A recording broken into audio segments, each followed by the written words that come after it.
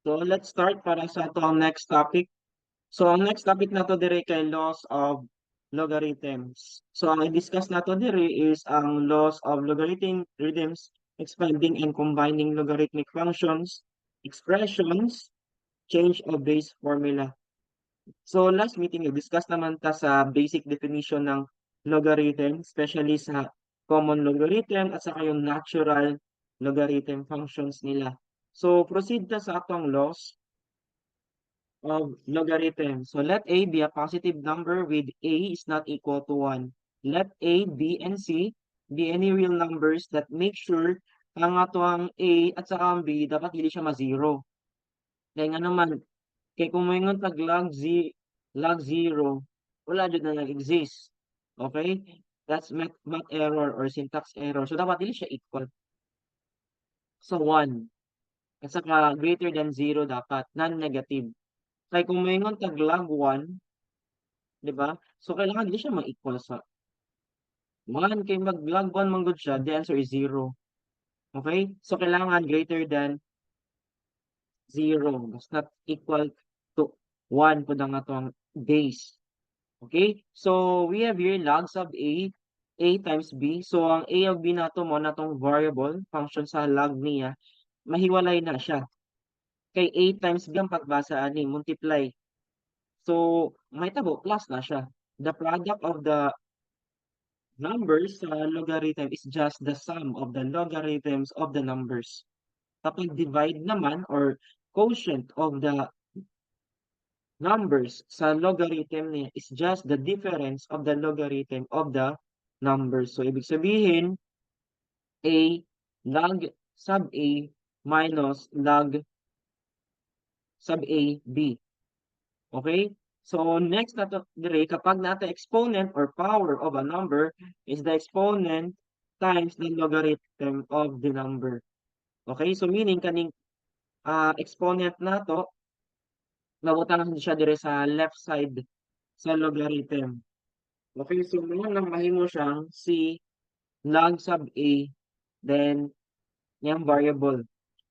Okay? Ang CDA nato rather is real numbers. Okay? So, diri ang saan ni siya pag sulat or evaluate nato siya into an expression. So, since naman tayo nakita nga time multiply, I mean plus, multiply nimo siya. Okay, make sure nga they have the same base. So, log 4, 2 times 32.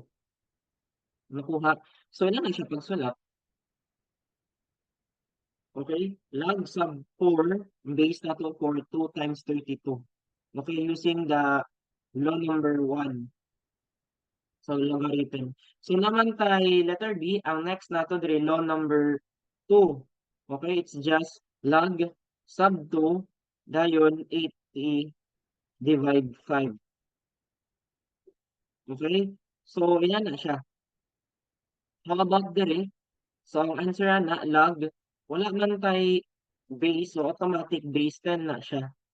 Okay? And then, a to the power of negative 1/3. Mao na siya ang answer. Law number 3. Okay, nagamit ang mga laws ha. So, make sure you have to familiarize na. So, ang answer nato sa letter A kay 3.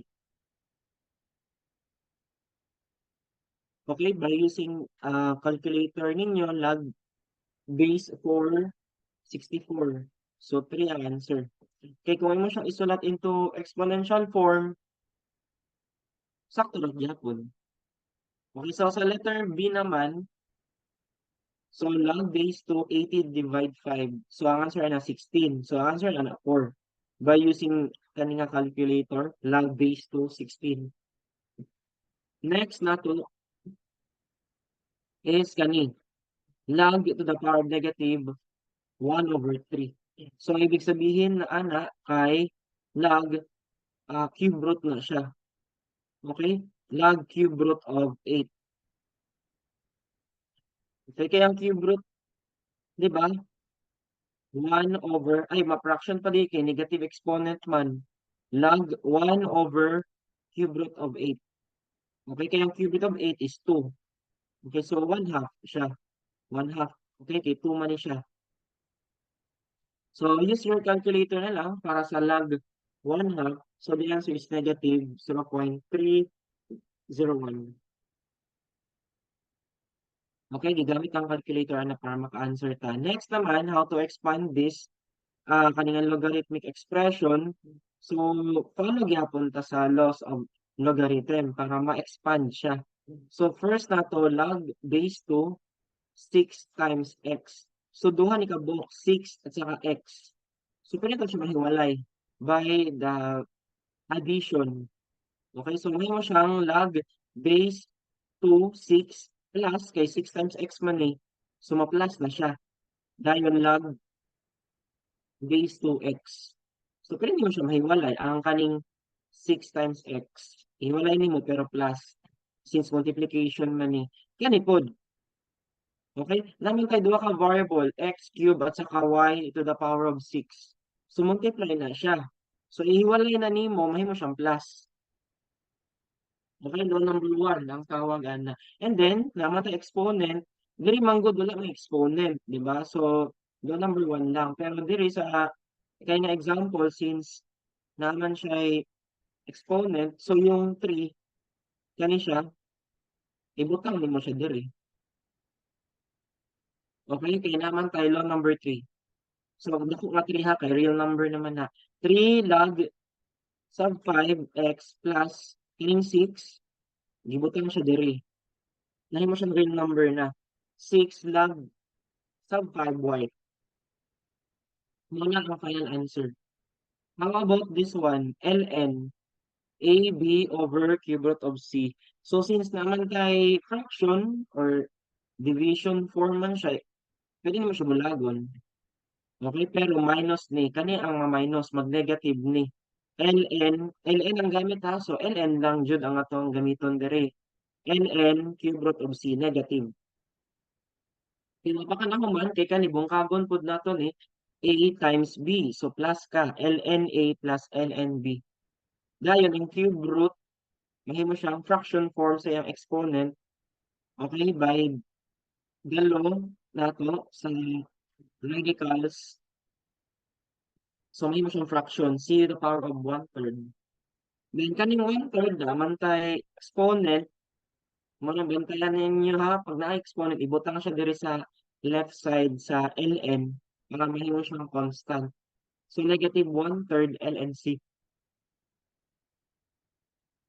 So, ano siya ang inyong final answer? Okay, so again, practice ka ni ha. Medyo challenge din siya kaya ang goalin mo is you have to expand. How about this one? Combined. Ganina, ga-expand ta. Karon, naka-expanded form siya and then you write that in a single logarithm. Pabaliktad. So, ang button lang nimo dali ra. Unahasa ni, kaning na yung mga constant value before sa log, ibutang siya diri sa exponent niya. So, x cubed na siya. Dayon kaning 1/2, ibutang siya diri. So, mga ng x plus 1 to the power of 1/2 because of law number 3. Ang goal nato isulat siya into a single logarithm. Dahil na-type plus, so i-multiply ni mo ni x cubed times kani x plus 1 to the power of 1/2.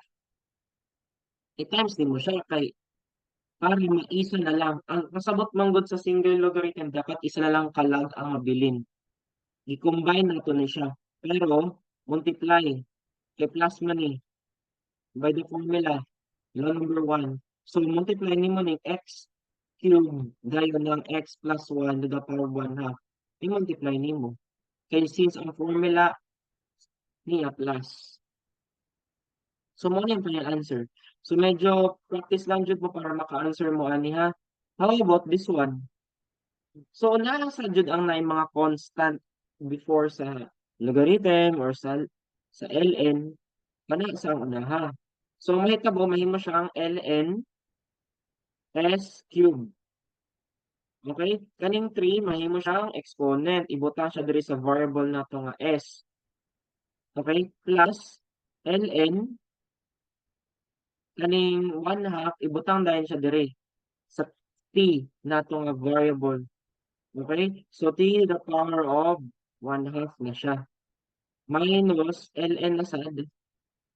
Kaning makita ninyo nga 4, ibutang na po siya dire. Mahimo siyang exponent, di ba? So mahimo siyang t square plus 1 to the power of 4. Okay? So wala pa kaning man, napatay plus. Kailangan single logarithm ang answer na to. Dapat isa lang kabuk ang ln ani. So multiply nimo. I-combine na nimo siya. So may mo siyang s square, s cube times t to the power of 1 half. Mo na siyang mahitabo. 8 plus b ni. So meaning, pwede ni sila i-multiply by law number 1. So since naaman kay minus, so fraction ni. Okay, mahimo siyang denominator kay siya man ni negative. Kung sa tong negative, mo ni ang mahitabo. Mahimo siyang denominator.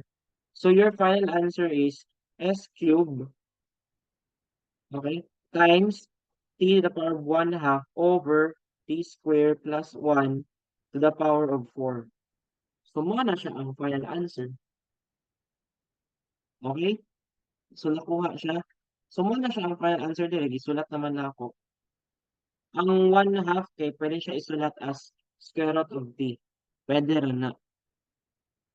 Okay? So we have here the following warning lang ta. Dili pwede ang nasusunod sa function nito nga x plus y, dili pwede na siya mabulag. Okay? That's a violation pag x plus y. Okay? Bawal na siya ha. Next na po nga nga violation is kani. Ang log 6 over log 2, dili pwede nga 6 over 2. Wala ka inana. Bawal na siya ha. And also this one. Ang exponent niya, ang iyang gibuhat diri log sub 2 x to the power of cube. Dili pasabot niya 3 log sub 2 x. Dili na pwede. Para na siya sa variable lang. Kailangan na kay variable then cube. Dapat walay parenthesis. So, mo lang careful ka sa mga paggamit sa law of logarithm. Okay? So, muna siya ang mga warning. Bawal. Okay, so again, kani din ako ni siya i-discuss for word problem. So, proceed ka sa change of base formula. So, sa change base formula, we have here the formula. Hindi ako ni siya i-discuss ha. Diretso ka sa formula. Kaya ang gusto lang nako dire is makasabot ta kung sa akong pag-solve. Kani man good kay derivation man good ni siya. Yun sa ni pag-come up ang kani nga formula. So, since di man ta major sa math no, so ang ako lang diri kabalog mo gamit kung saan ni siya nga formula. So example, ay kani siya is log sub b x equal to log a x over log ab. So by the example, use the change of base formula in a common or natural logarithm to evaluate the each logarithm, and you can write that into 5 decimal places. So you can use your calculator na lang. Kung di mo kabalo mo gamit sa change of base formula, calculator na lang. Kaya direct answer mo na siya. Okay? So, ang pag-guide lang ani, ang 8 na to mo na ang B. Letter 8 na nga, na-solve ta. And then ang 5 na to, mo na siya ang ah, constant para sa ato ang logarithm. Okay? So, ang pagsulat ani, mahimo siyang log 10 5 over log 10 8 by using the change of base formula. Nakuha siya. So the answer is 0.77398. How about sa letter B? Since ang atong base nato diri is 9, diba? Base nato 9, then 20 ang atong constant value ana. So, pwede na ginani. ln20, ang ln kay log 10. Natudlo na ako na siya, common logarithm. Pwede siya ln, kani pwede naman ni siya ln. ln20 kani, then ang 9 na to is kani. Imo na siyang gi-divide. Okay? Para makuha siya. Ang exact answer na 1.36342. Okay, natural ang paggamit sa change of base formula. Okay? So, that's it. So, kailangan practice mo ani ha, especially kani mga exercises nato how to expand this expression by using the law of logarithm. And then kani evaluate nimo, kuha nimo by using a calculator. Kani combine nimo siya into expression. Kani man gud expand. Okay? Example kani so may answer ani. So yun raman kay magamit mo ka og law number 1, di ba? So log 2 para sa iya ang constant niya plus log 2x. Ano ang answer? Because your goal here is to expand. Okay? Don't forget nga may mga base na log sub 2. Kaya kung wala, minus points dyan ka ana. So, the other example naman diri, kaya gagamit ka og combine expression. So, ang answer ani, so meaning, isulatin mo siya into a single logarithm. So, log 3, kani, mahimo na siya 2 to the power of 5. Kaya naman good type constant diri before sa log. So, ito mo 5 times ka kay nabi plus, di ba? So, may ito mo 2 to the power of 5. So, mo na siya ang answer. So, may tabo diri to the power of 5, meaning 2 times 2, 4 times 2, 8, 16, 32 times 5. Mo to answer. Okay? So, diri sa number 46 naman, ang final answer nato diri, log, okay? Plus man ni, so i-multiply ni mo ning 12 times 7 to the power of 1 half. Ana na siya. Okay? So, mamultiply na siya kay isulat man nato siya into a single logarithm. Kani, over 2. Ano ang answer? So, 12 times 7 to the power of 1 half over 2. So, mo na siyang answer. Okay, so again, practice ta ani ha kay importante jud ni siya para sa ato ang next topic.